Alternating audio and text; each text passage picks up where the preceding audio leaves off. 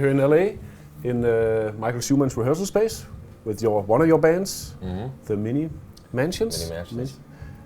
What's that band like? How does that sound? What kind of vibe do you have? I love pop music. It's really what we like to call it, or what other people like to call it. A lot of people refer to us that we sound like the Beatles. Yeah. And gear-wise, this is more the Mini Mansions setup. I mean, in Queens, I use an old SVT, an 8x10, and I recently added an acoustic 360 to the rig, so I have those both simultaneously going. Yeah.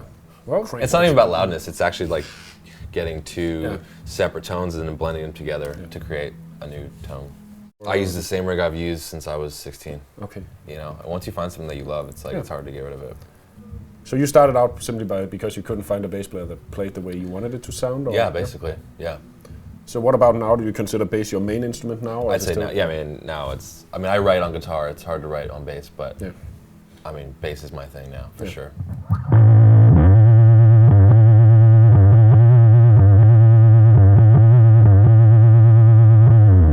So how did you get the Queens of the Stone Age gig? Actually, my band Wires on Fire was, or did a record with Alan Johannes and Natasha Schneider. Yeah. So they produced a record when we were about 20 or 19 or 20. Yeah. And then Al was in Queens. Yeah. And a couple other friends were like, that were mutual friends, kind of said, I guess this is the dude. So you play drums here? Yeah. And then you play in Queens of the Stone Age? Yeah. And you play bass? I play bass, yeah. So is bass your first instrument, or?